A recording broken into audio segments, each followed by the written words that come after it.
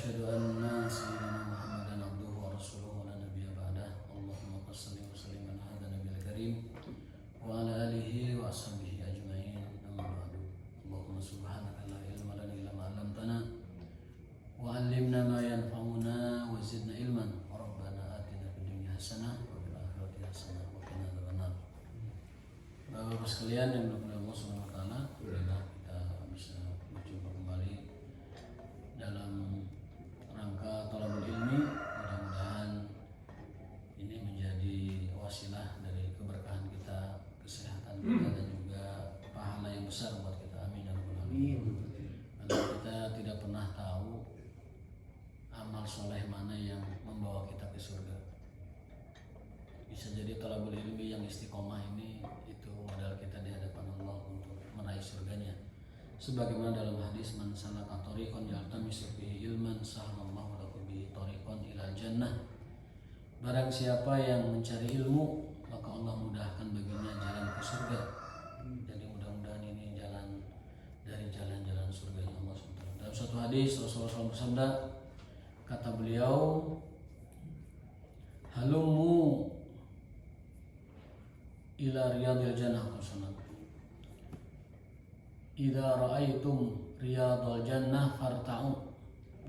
Jika kalian melihat taman surga, maka mampirlah. Apabila kalian melihat taman surga, maka mampirlah. Lalu sahabat bertanya, taman surga itu apa ya Rasulullah? Majelis ilmu.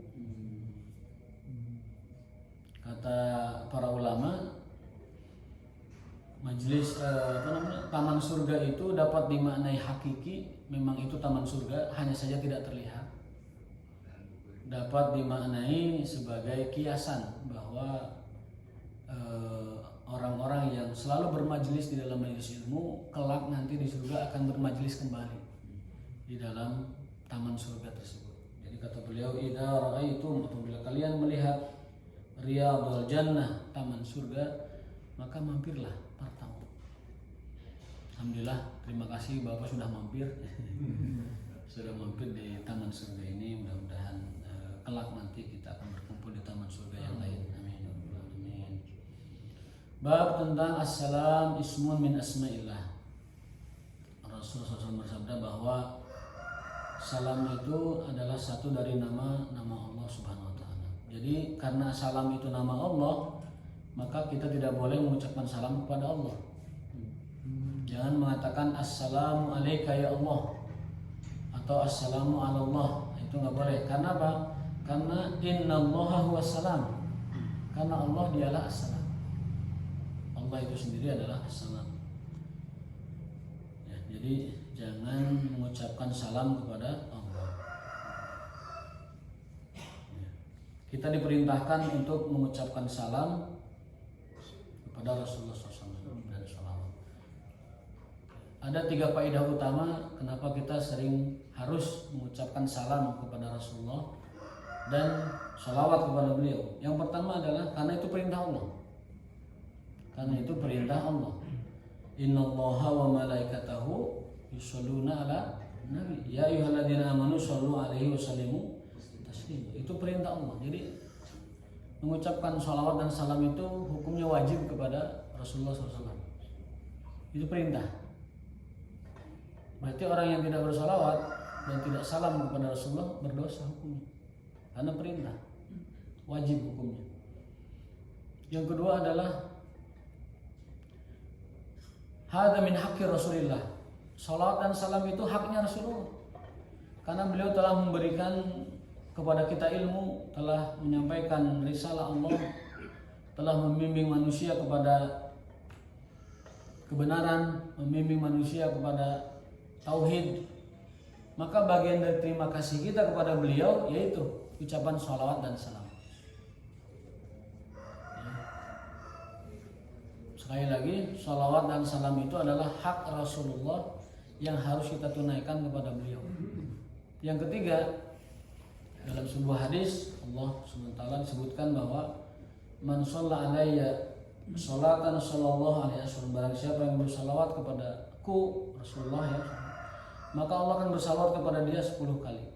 Itu artinya salawat Allah yang dimaksud adalah keberkahan, keampunan, rahmat dan juga taufiknya kepada kita semua. Kalau kita mengirimkan salam kepada Rasulullah atau salawat kepada Rasulullah 1 kali, Allah membalasnya kepada kita untuk kita 10 kali. Itu 3 faedah utama kenapa kita harus mendoakan Rasulullah dengan keselamatan, taslim ya, wassallimu taslima itu, dan juga mendoakan Rasulullah dengan sallu alaihi, dengan salawat kepada beliau. Satu adalah imtisal, alhamdulillah, menunaikan perintah Allah. Yang kedua adalah hadza min haqqi Rasulillah, itu adalah haknya Rasulullah SAW. Yang ketiga adalah Allah akan memberikan kepada kita 10 kali lipat dari yang kita mohonkan kepada Rasulullah SAW. Nah itu, tetapi Allah sendiri tidak boleh diucapkan salam kepada beliau, kepada dia. Tidak boleh kita mengatakan assalamu Allah misalnya, atau dengan sebutan-sebutan lain yang sifatnya itu tidak pantas kepada Allah. Inna salama ismun min asma'illahi ta'ala wada'ahu Allahu fil ardi fa'afsus salam bainakum. Sesungguhnya salam adalah nama Allah dan itu diperintahkan untuk penduduk bumi, dan sebarkanlah salam itu kepada siapapun. Kalau kalian ingin mengucapkan salam kepada Allah, redaksinya bukan assalamu ala Allah, tetapi at-tahiyatu lillah wassalawatu wattayyibat assalamu alayka ayuhan nabi, dan seterusnya. Itu kalau kita ingin mengucapkan salam kepada Allah, ingin menyapa Allah, tadi bacaannya at-tahiyatu lillah wassalawatu wattayyibat. Itu ucapan sapaan salam kita kepada Allah Subhanahu wa taala. Kemudian bagaimana tata cara bersalam sesama kita? Jadi di antara adab-adab Islam itu salam kan. Nah, tapi salam juga ada aturannya, tidak sembarangan. Bagian pertama, yusallimul masyi 'alal qa'id. Sebagaimana hadis Nabi SAW, liyusallimu raqib 'ala rajil. Orang yang berkendara itu mengucapkan salam kepada yang berjalan. Itu adabnya begitu. Yang berkendara yang salam kepada yang berjalan kaki. Jangan kebalikan, yang berjalan kaki salam kepada yang berkendara. Wal yusallimu rajil 'alal qa'id, dan yang berjalan kaki hendaklah mengucapkan salam kepada yang duduk. Yang jalan salam kepada yang duduk. Wal yusallimul aqallu 'alal aksar, yang lebih sedikit mengucapkan salam kepada yang lebih banyak. Bukan yang lebih banyak kepada yang lebih sedikit, itu kebalikan ya. Yang benar adalah yusallim al-aqallu ay al-qalil 'alal aksari ay al-katsir. Hendaklah yang sedikit mengucapkan salam kepada yang banyak. Faman ajaba salam fahuwa lahu, barang siapa yang menjawab salam maka dia dapat pahala. Wa man lam yujib fala syai'a lahu, yang tidak menjawab salam tidak dapat apa-apa. Jadi yang salam dapat pahala, yang jawab salam dapat pahala, yang tidak jawab salam ya tidak dapat apa-apa. Jadi kalau saya tadi mengucapkan assalamualaikum, ada di antara bapak-bapak yang jawab, ada yang tidak. Nah, yang tidak itu tidak dapat pahala. Yang tidak jawab salam tidak dapat pahala.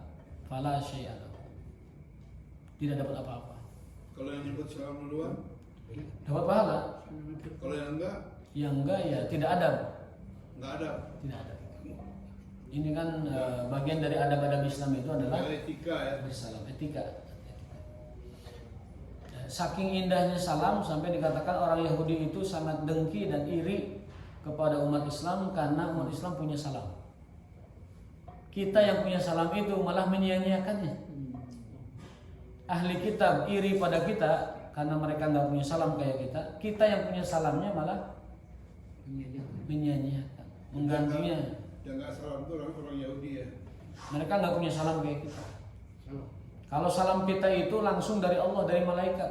Allah sampaikan ke malaikat, malaikat sampaikan ke Adam, Adam sampaikan balik kepada malaikat, dan Adam ajarkan kepada anak keturunan sampai ke kita. Jadi kalau ditanya apa sapaan Nabi Adam alaihissalam kepada malaikat dan kepada penduduk yang ada di sana, ini salamin assalamualaikum warahmatullahi wabarakatuh. Itu ucapan yang paling tua di dunia, itu assalamualaikum, yang diwariskan oleh bapak kita Adam alaihissalam kepada kita semua. Dikuatkan lagi oleh hadis berikutnya, yusallimu raqib 'alal mashi wal mashi 'alal qa'id wal qalil 'alal katsir. Ya, yang berkendara mengucapkan salam kepada yang berjalan mengucapkan salam kepada yang duduk, yang sedikit mengucapkan salam kepada yang banyak. Kalau ada menyapa kaum ibu wanita, maka yang mengucapkan salam itu laki-lakinya. Misalkan ada ibu-ibu lagi ngumpul atau perempuan lagi ngumpul, itu yang mengucapkan salam itu adalah lakinya. Assalamualaikum ibu-ibu, waalaikumsalam warahmatullahi wabarakatuh. Gitu. Jadi bapak-bapaknya dulu. Tetapi dari semuanya tadi yang berkendara mengucapkan salam kepada yang berjalan sama yang duduk salam kepada yang duduk, ya udah ya. Itu kata Rasulullah SAW, tapi tetap yang paling baik di antara keduanya yang paling duluan salam. Ya. Jadi walaupun adabnya itu yang berjalan kepada yang duduk, tetapi dari keduanya itu yang paling afdalnya yang memulai dengan salamnya. Fahuwa afdal, itu lebih afdal. Itu adab-adab dalam bersalam di antaranya. Ya. Kalau sedang khutbah, wakilnya itu yang saya mengucapkan Muhammad, itu harus di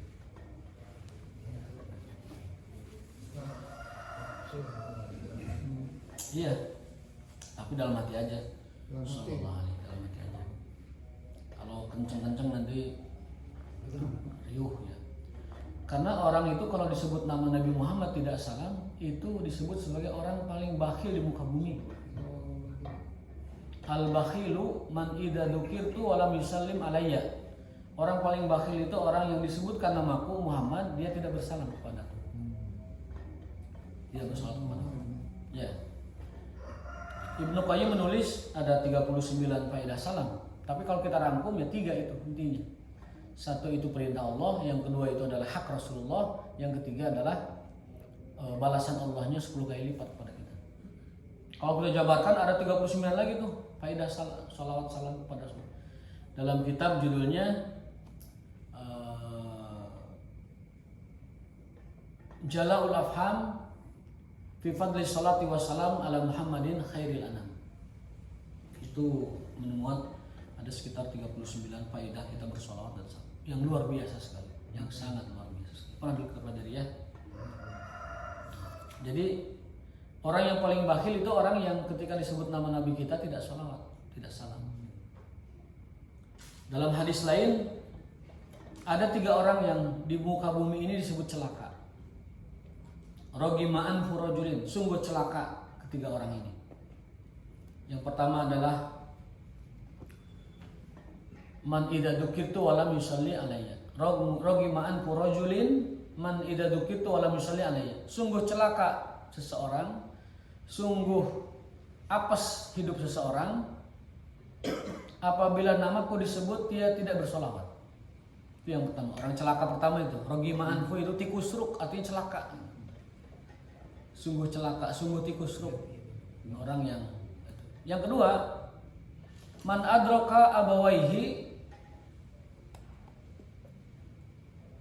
au kilaihim au ahadihima indal kibar. Barang siapa yang mendapati kedua orang tuanya atau salah satunya masih hidup, ya, walam yudkhilahul jannah, tapi itu tidak jadi kesempatan yang baik untuk dia masuk surga.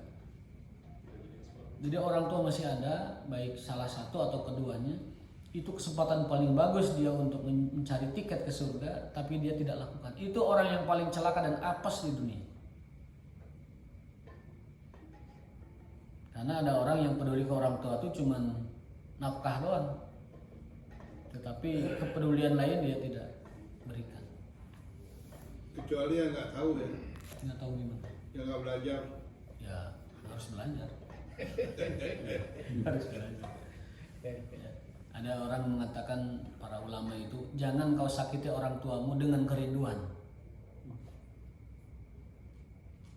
Di antaranya ya. Jadi kalau yang jauh, kalau yang dekat apalagi itu lebih wajib. Jadi orang yang paling celaka, orang yang paling apes itu orang yang masih ada orang tuanya tapi tidak menjadikan itu sebagai sarana, sebagai jalan membuat dia masuk surga. Ya maksudnya yang itu tiketnya. Jawaban Nabi Muhammad SAW itu tuh. Ya. Kan banyak kan ngasih Muhammad itu. Belakangnya kan nggak disebut diam aja semua. Iya, Shallallahu Alaihi Wasallam. Ya itu bagi yang nggak ngerti. Bagi yang nggak ngerti ya harus ngerti. Harus ngerti. Masa saya mentolerir ketidakngertian kan nggak boleh. Ya. Jadi dalam agama itu ada hal-hal yang tidak boleh tidak ngerti, harus ngerti. Maka fardu ain nuntut agama itu, nuntut ilmu agama itu hukumnya fardu ain. Satu, untuk lebih mengenal Allah, Rasulullah dan agama kita. Yang kedua, memperbaiki kualitas ibadah kita. Yang ketiga, menjadi motivasi supaya kita lebih semangat. Yang keempat, supaya adab kita lebih halus, meningkatkan adab thalabul ilmi itu. Kalau ilmu tanpa adab ya kayak iblis. Iblis itu berilmu, bahkan dia pernah bercakap dengan Allah. Bahkan dia yang paling tahu ya kemaujudan Allah itu kan iblis, tapi tidak adab. Ketika dia disuruh untuk sujud, dia tidak sujud. Maka ilmu tanpa adab itu ilmu iblis. Adab tanpa ilmu ya ilmunya orang bodoh, agama ibadahnya orang bodoh. Dan perbedaan antara ibadah orang bodoh dengan ibadah orang berilmu itu perbedaannya seperti apa? Seperti ini, seperti cahaya bulan yang terang dengan cahaya bintang yang kelap-kelip nggak kelihatan. Ya. Dan thalabul ilmi itu lebih baik daripada menunaikan ibadah sunnah. Ya. Thalabul ilmi itu duduk thalabul ilmi itu lebih afdal daripada mengerjakan ibadah sunnah. Itu disepakati oleh seluruh ulama. Makanya kata Umar bin Khattab, aku lebih sedih kehilangan seorang alim faqih yang ngerti agama. Aku lebih sedih kehilangan orang yang ngerti agama, satu orang, daripada kehilangan 1000 ahli ibadah. La mautul alim, kematian seorang alim lebih berat bagiku daripada kematian 1000 ahli ibadah. La mautu alfi abid ahwanu alayya min mauti alim. Itu. Jadi karena seorang alim itu dapat mengenalkan orang lain kepada agama, kepada Tuhannya, kepada Rasulnya. Sakit sedikit ya, termasuk orang sedikit. Dan sedikit. Golongan sedikit gitu. Golongan Itu. kecil. Dan akhir zaman itu ditandai dengan diangkatnya ilmu oleh Allah Ta'ala. Ilmu zaman sekarang tuh Allah kurangi. Allah angkat ilmu itu, dikurangi porsi ilmunya orang sekarang. Walaupun dengan teknologi yang begitu pesat, begitu banyak, orang tinggal klik di AI ada semua. Tapi ilmunya Allah angkat. Ilmunya Allah angkat. Dengan apa? Bimautil ulama, diantaranya diwafatkannya para ulama. Itu ilmu diangkat. Jadi zaman semakin kesini ilmu tuh Allah kurangi porsinya. Maka zaman sekarang banyak orang beramal tanpa ilmu. Banyak orang beramal tanpa ilmu. Itu. Jadi karena ilmu itu semakin Allah kurangi, nanti tiba saatnya nggak ada lagi ilmu di muka bumi. Sehingga yang ada adalah orang-orang bodoh, dan ketika itu merajalela, pantaslah itu dikiamatkan, pantas itu dihancurkan karena tidak ada ilmu di situ. Maka saya selalu memotivasi kita semua. Rasulullah SAW bersabda, apabila kalian melihat taman surga, mampirlah. Apa itu taman surga ya Rasulullah? Majalisul ilmi, hilaqu dzikri, majelis-majelis ilmu. Taman surga, mampir. Kamu mampirna bari ngopi mau, aduh. Nah ini maksudnya ngopi saya ini maksudnya ya. Kalau Baik, kita lanjutkan bab salamnya. Yusallimu raqib 'alal mashi wal mashi 'alal qa'id wal qalil 'alal katsir. Ini menegaskan hadis sebelumnya. Kita lewat saja.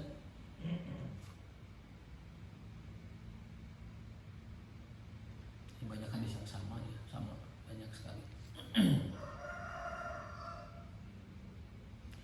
Ada tambahannya, yusallimu shaghir 'alal kabir, yang lebih kecil, lebih muda itu mengucapkan salam kepada yang lebih tua.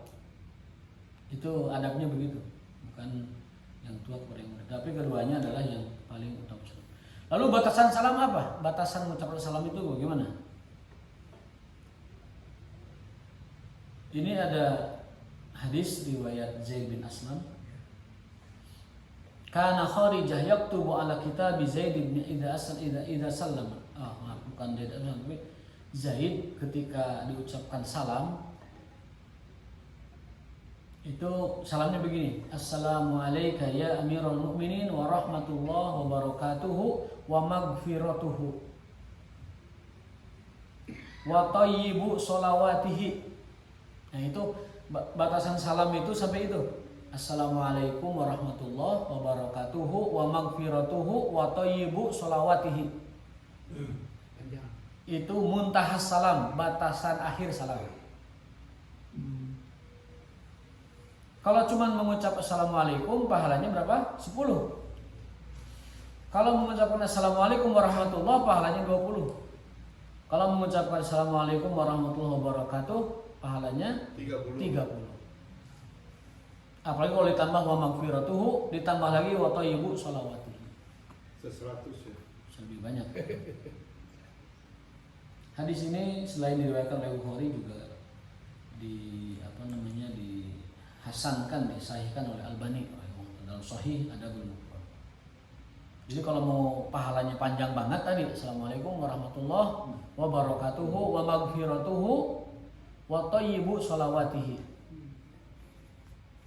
Nah, pamit hafal doa terakhir ya cukup wa barakatuhu saja.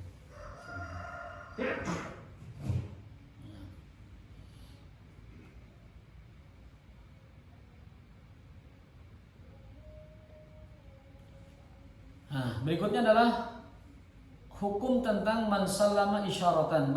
Bagaimana hukum salam dengan isyarat kayak gini? Assalamualaikum. Oi, mana? Boleh enggak gitu? Pakai tangan ya, isyarat tangan salam boleh enggak? Karena sebagian ada yang mengatakan itu salamnya orang Yahudi kata gaya gini. Jangan diikuti gitu. Nah, kita baca hadis.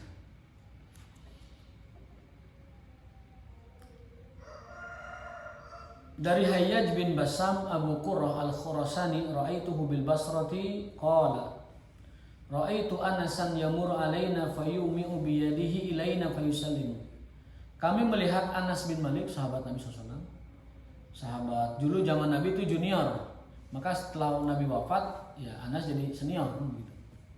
Yang usianya panjang itu yang sering kita ceritakan.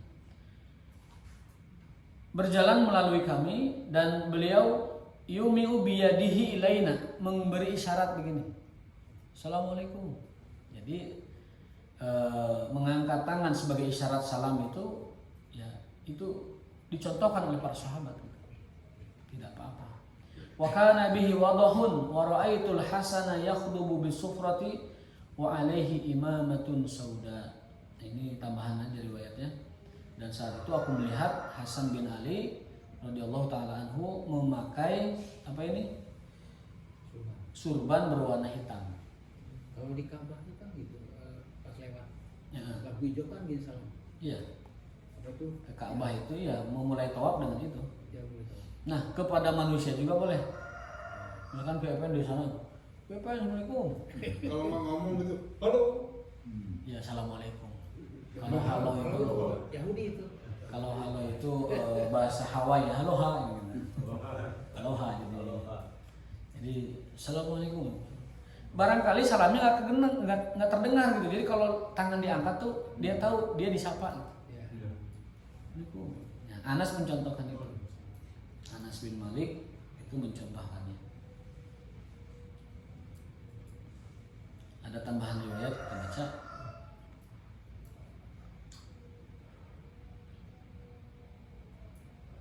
Tapi ada riwayat lain ini dari Atha bin Abi Rabah. Atau ini tabi'in ya. Kalau tadi Anas itu sahabat, ini tabi'in. Qala kanu yakrahuna taslim bil yad atau qala kana yakrahu taslim bil yad.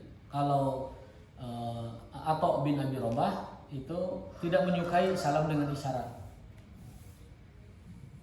Itu artinya salam dengan tangan itu sahabat mencontohkan sebagian dan sebagian tidak menyukainya. Ya itu berarti hukum akhirnya adalah boleh-boleh saja.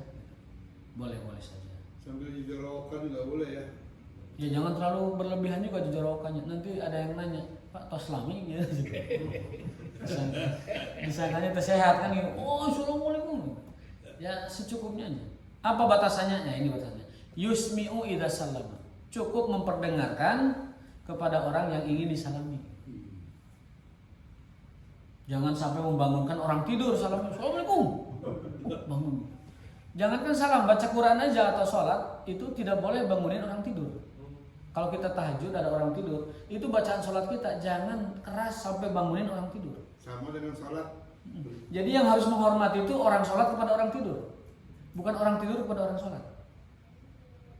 Yang sholat ngerti. Sholat bersuara gitu. Kecuali waktunya sholat berjamaah. Yang salah yang tidur. Kalau ada jamaah yang salah yang tidur.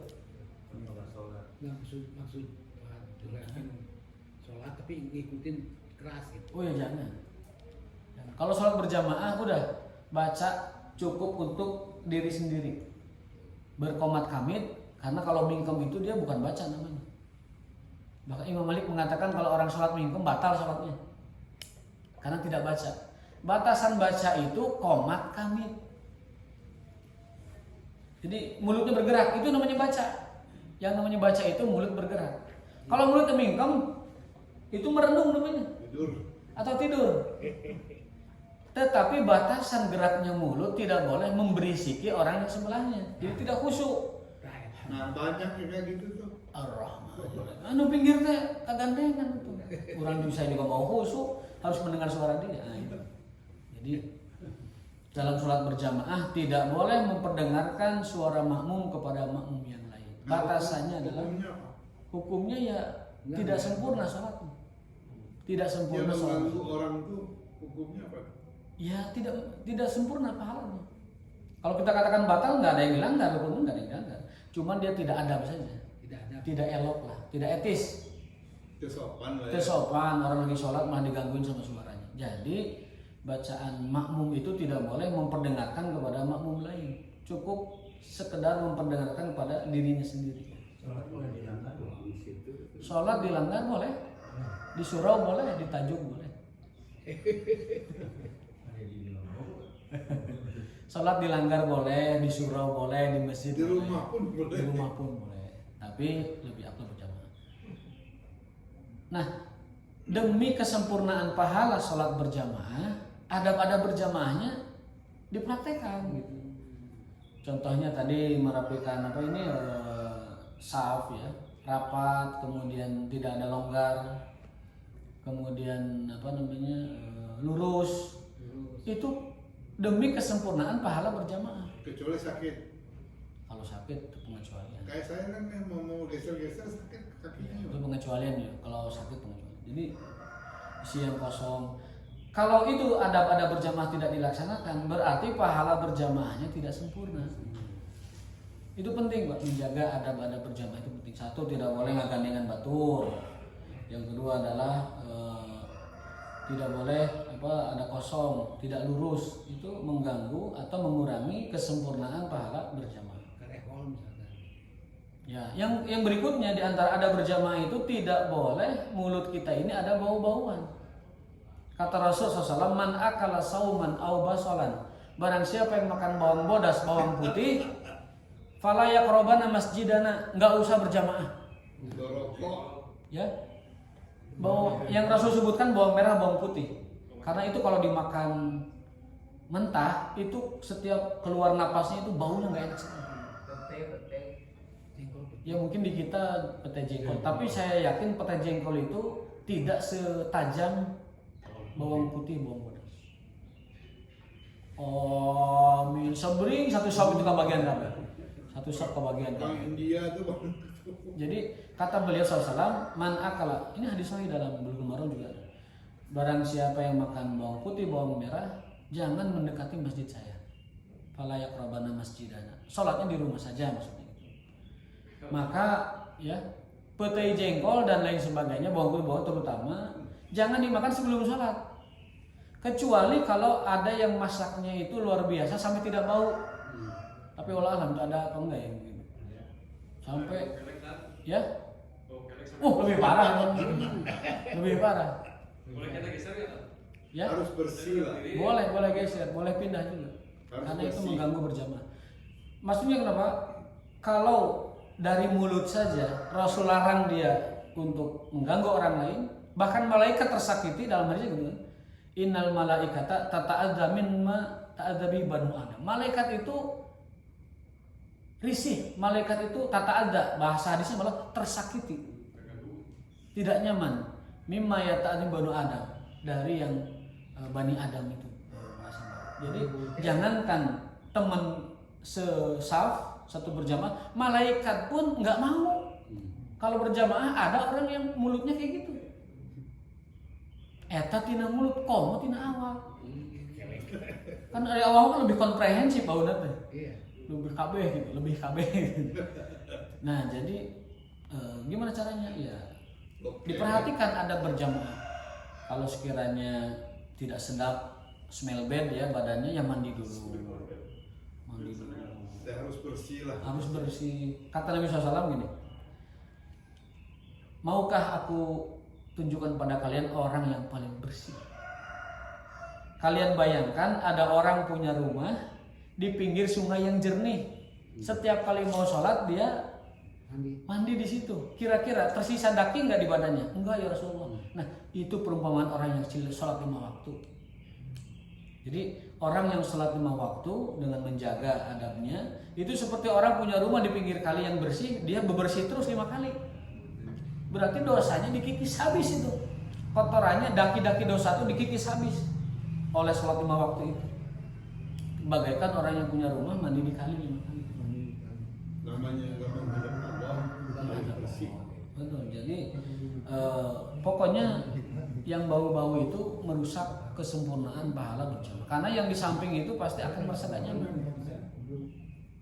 kita sholatnya. Kalau bau jigong nggak apa-apa ya.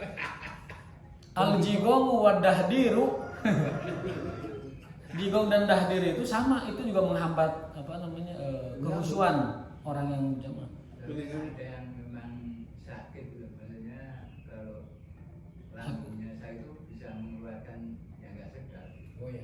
Itu karena bawang putih atau karena lambungnya? Enggak, ya bisa dari lambung. Kalau kita sakit lambung yang apa itu bisa keluarnya itu Pakai masker apa? Kalau enggak Pakai masker. Bau mulut. kalau mulut lah. Pakai masker. Kalau memang begitu ya pakai masker ketika berjamaah. Pokoknya jangan mengeluarkan bau-bau lah ya. Jangan membuat teman berjamaah kita itu kebauan.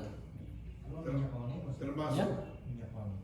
Minyak wangi itu disunahkan, Bang. termasuk batuk-batuk itu juga lagi. Nah itu. Ya termasuk batuk. Kan minyak wangi ada yang mengganggu juga itu. Ada Ya makanya minyak wangi itu yang benar.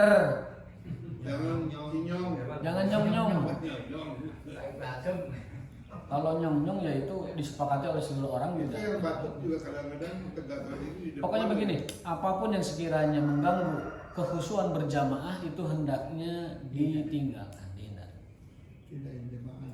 Mendingan turut di belakang aja Jadi gitu. mengeraskan bacaan, kemudian badannya bau, mulutnya terutama ya, karena ada suara amin kan berjamaah itu bau.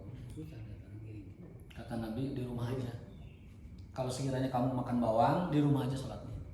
Kalau agak sering bersin atau batuk. Bersin-bersin apa Bersin gitu. batuk. Berarti pahalanya sama. Kalau ada Kalau dia niatnya berjamaah, tetapi karena dia terhalang oleh bau mulutnya, sama pahalanya.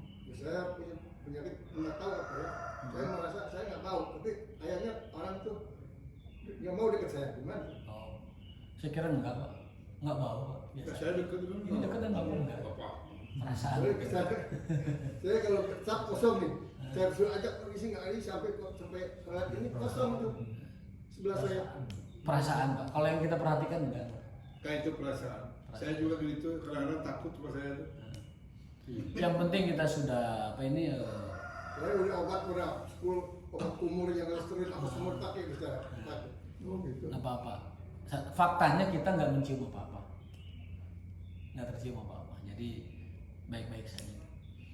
Jadi kalau sekiranya tadi pertanyaan Pak Ridwan misalkan ada lambung, kalau mengeluarkan bau yang secara permanen ya tidak sedap ya mungkin pakai masker. Kalau sudah pakai masker ketahan, itu sudah ikhtiar, Ya selain itu juga mesti di belakang aja lah, jangan mesti tahu diri lah. Yang Nabi tadi larang itu kan yang makan bawang putih, bawang bodas kan. Man akala sauman au basor. Kalau itu batuk-batuk boleh ya? Batuk-batuk jadi masker, Pak. Masker. Kan ada hadis la yu'dil maridu ala musih. Orang sakit dilarang menularkan kepada orang sehat. Itu larangan Nabi. La yu'di tidak boleh menularkan al maridu orang sakit ala musihi kepada yang sehat. Dalilnya Itu dalilnya. Jadi kewajiban menggunakan masker itu bagi orang yang sakit supaya tidak menularkan kepada yang sehat. Jadi harus tahu diri gitu. Sekiranya kita ini tahu diri. ada apa namanya virus atau ada infeksi atau apalah lagi flu demam itu harus tahu diri, tutup. Berdasarkan hadis tadi larangan Nabi orang sehat nularin kepada orang sakit. Orang sakit nularin kepada orang sehat. Itu hadisnya jelas sekali. Dan bagi orang yang sehat mesti mewanti-wanti waspada kepada potensi penularan orang lain. Kata beliau sallallahu alaihi wasallam, "Firra minal marad, firaraka minal asad." Hindari orang sakit yang menular ya, seperti kau hindari singa yang buas. Ketika kita takut singa, begitu juga kamu takut kepada penyakit. Gitu. Itu perintah juga. Firra, larilah minal maradi dari penyakit, firaraka seperti larimu minal asadi dari singa gitu. Mungkin gara-gara itu tadi tuh Pak. Mungkin apa? Orang takut sakit orang sebelah bapak gitu. Saya pakai masker. Jadi apa namanya? Yang larangan itu adalah bau bawang bodas, bau bawang putih. Berarti kan disengaja karena ada man akala. Kalau man akala itu berarti arahnya itu disengaja. Tapi kalau memang itu ada penyakit tertentu seperti lambung, seperti apalah gitu ya, itu tidak apa-apa. Karena yang dilarang itu yang makan itu yang sengaja gitu. Kan bawang putih makan Tapi bawang. kalau mengganggu kan bisa. Kalau mengganggu kan tidak bisa dihindarkan dengan apa itu dengan masker dengan apa. Dan kadang-kadang hal itu perasaan juga. Saya juga kalau misalkan lurusuhan telat bangun nggak sempat gosok gigi nggak sempat apa itu kadang langsung ke masjid subuh itu. Khawatir juga kalau amin itu ada Bau jengkol. bawaan dari apa namanya tadi gahdir dan jigong itu kan. Ada kekhawatiran, tetapi diperhatikan baik-baik, dites gitu, nggak bau kayaknya, nggak bau. Jadi kadang perasaan aja gitu. Makanya Nabi batasi itu, barang siapa yang makan bawang putih, bawang bodas, dibatasi supaya tidak melebarkan bau-bau kepada yang selain bawang bodas, bawang putih. Gitu. Kalau putih jengkol debatable ya, itu sebagian ada yang katakan bau, sebagian tidak. Karena kuatnya bau jengkol putih mah dikencing biasanya. Kalau di mulut sih kurang. Ya, benar ya. Ya kencing. Karena saya juga penyuka jengkol gitu kan. Termasuk ini orang harus hati-hati menengok orang sakit di rumah sakit. Jangan langsung harus Ya. hati-hati jangan menular. Betul itu. Pastikan, harus dipastikan. Makanya menengok yang sakit di rumah. betul. Kalau sekiranya sakitnya itu infeksius atau menular ya, itu tadi terapkan hadis Nabi tadi. Hindari kena sakit seperti kau hindari singa yang galak gitu kan. Jadi harus dipastikan. Ya. Satu. Yang kedua dari teori maslahat Imam Syatibi dalam apa namanya al-muwafaqatnya itu beliau punya teori namanya teori maqasidus syariah. 5 kaidah agung maqasid syariah. Yang pertama adalah hifdzuddin, menjaga agama. Yang kedua hifdzun nafs, menjaga jiwa. Yang ketiga, hifzul akal, menjaga akal. Yang keempat, hifzul irdi, menjaga kehormatan, ya, dan keturunan masuk itu. Yang kelima adalah hifzu almal, menjaga harta. Nah, 5 penjagaan ini yang sering kita sebut maqasid syariah itu kaidah agung dalam agama Islam yang mesti diterapkan dalam seluruh aspek, termasuk dalam penerapan syariat Islam. Harus dijaga itu 5 penjagaan itu, maqasid syariah. Nah, seperti Pancasila, kenapa kita terima? Karena Pancasila sesuai dengan maqasid syariah. Hanya saja penafsiran Pancasila di setiap rejim beda-beda. Di zaman Soeharto Pancasila ya tafsirnya tafsir diktator. Di zaman Reformasi ada kecenderungan tafsir liberal. Yang paling ideal itu adalah, dan ini calon disertasi saya ini, tafsir Pancasila itu sesuai dengan perspektif maqasid syariah.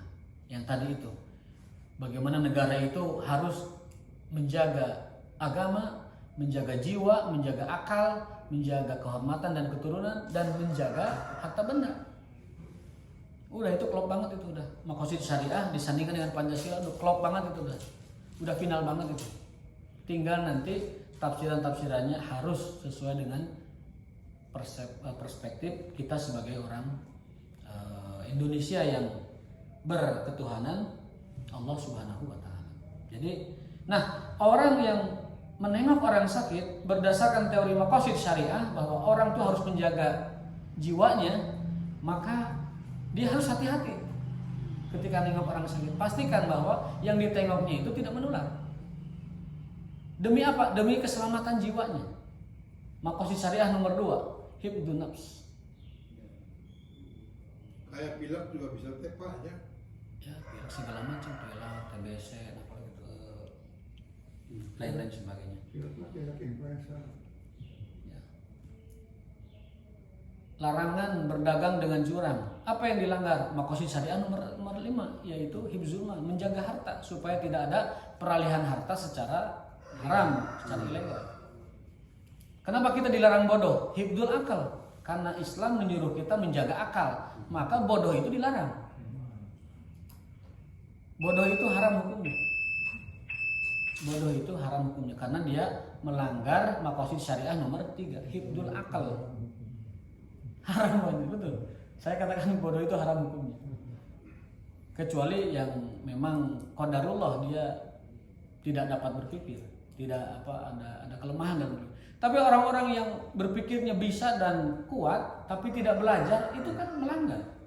Melanggar keparduan, yaitu thalabul ilmi fardhah, menuntut ilmu kewajiban. Fardunya fardu ain. Kalau ada orang punya akal, orang punya otak, bisa belajar tapi tidak belajar, dia telah melanggar kewajiban mengisi otaknya, yaitu hifdzul akal. Yang dikatakan oleh hadis Nabi, menuntut ilmu sebuah fardu. Fardunya fardu ain lagi. Nuntut ilmu itu fardu ain. Berarti kalau ada orang membiarkan otaknya kosong, haram hukumnya. Menganggurkan otak itu haram hukumnya. Harus dipakai thalabul ilmi, harus dipakai menelaah kalau ada bacaan, harus dipakai memikirkan alam semesta, memikirkan ayat-ayat Allah. Nah itu. Jangan sampai kita mati, otak kita masih bersih, nggak kepake. Ya, gitu ya. Dipakai thalabul ilmi. Mudah-mudahan ini menjadi raudhatul jannah, taman-taman surga Allah Subhanahu. Subhanakallahumma wa bihamdika asyhadu an la ilaha illa anta astaghfiruka wa atubu ilaik. Assalamualaikum warahmatullahi wabarakatuh. Waalaikumsalam.